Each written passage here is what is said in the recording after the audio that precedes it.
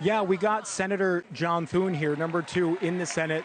So you just heard the news, sir. Your colleague from Ohio, JD Vance, going to be the nominee here. First thoughts? Well, very exciting pick. Obviously, JD is a very talented, articulate spokesperson, be a great messenger for the party, and we look forward to having a unified effort this fall behind President Trump and Senator Vance.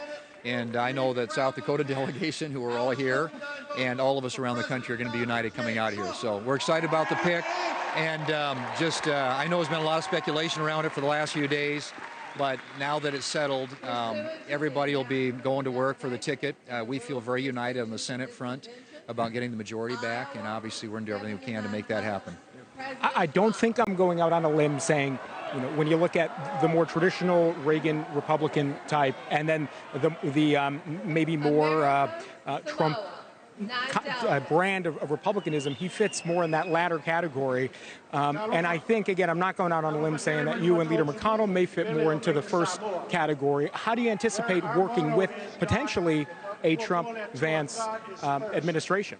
Well, I think we need a united front, and obviously, we need the Trump voters, we need the traditional, what do you want to call them, Reagan voters, but I think the Republican Party is going to come out of here very united, and I think we're very committed to getting the majority in the Senate and the White House, and then to be able to work together on an agenda that's good for the country. So, it's nice to have this decision made. Like I said, there's been a lot of speculation for some time.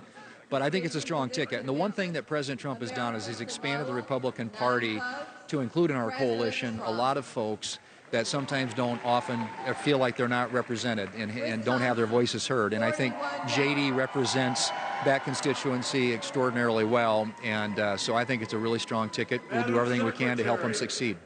We've been talking a lot about his biography already. I want to do one policy issue because I'm a Capitol Hill nerd. So I wanted to ask you, when it comes to foreign policy, right, there tended to be more of an isolationist streak within a couple of members, including Senator Vance. Does that give you pause as somebody who is a strong supporter of NATO and Ukraine and the like? Well, look, I think that on national security, everybody wants to see America strong, America providing a deterrent to bad behavior around the world. There are different points of view about how best to accomplish that. And we'll have those conversations and discussions.